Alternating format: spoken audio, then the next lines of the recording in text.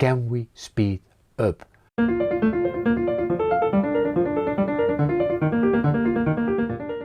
Hi, my name is Tom Haak of the HR Trend Institute.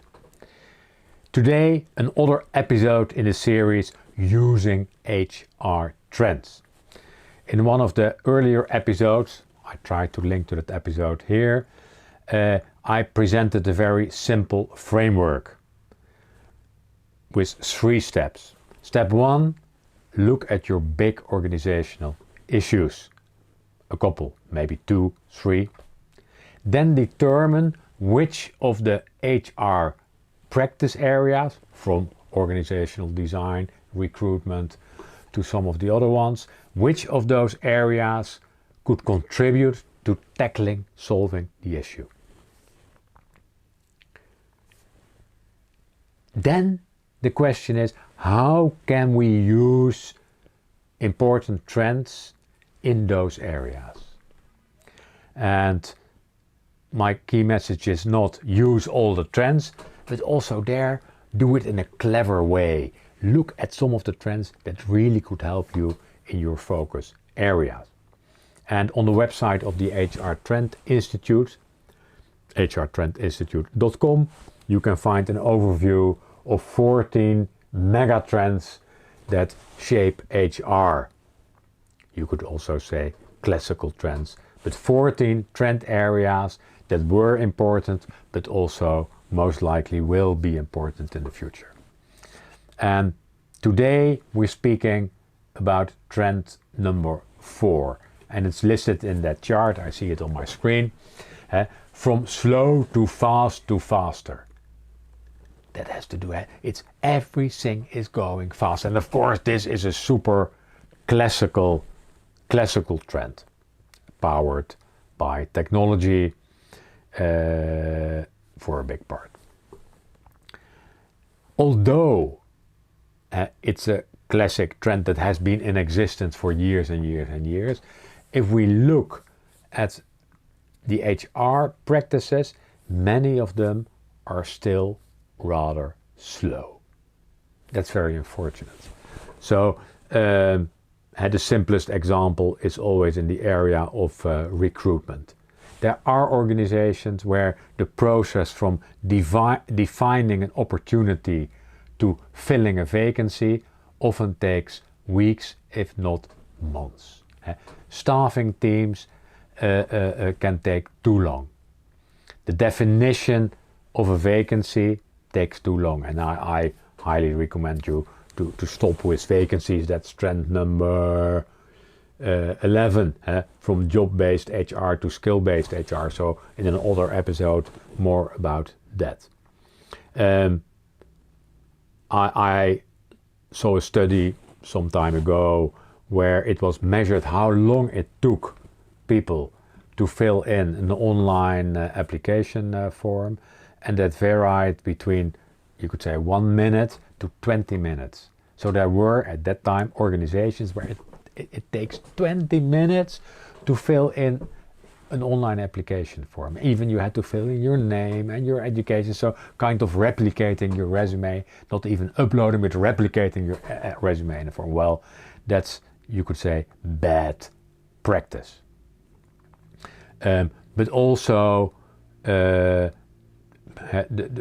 the process from sourcing candidates to inviting candidates in an organization for interviews, that often takes days, if not weeks. Best practice, you can do that immediately. Of course, best in class organizations these days have speeded up that sourcing process enormously by using technology to find candidates anywhere, by using chatbots. And so often the first interaction with applicants is with a chatbot that kind of do some first basic testing. Hey Tom, this opportunity is in Amsterdam. Do you want to work in Amsterdam? Or what is your current salary level, and are we able to pay you for this position, etc., etc. Then if I've answered some qualifying questions, the chatbot asks me, hey Tom, do you want to do a couple of tests, and I'm sent a link where I do a personality test, a capability test, and maybe some other tests. That can be done in a matter of half an hour, maybe. So speedily sourcing, speedily pre-selection, not necessary to make that a very long process. And also scheduling interviews doesn't need to take a long time. There are already a long time organizations that have said, well, Friday is interview day.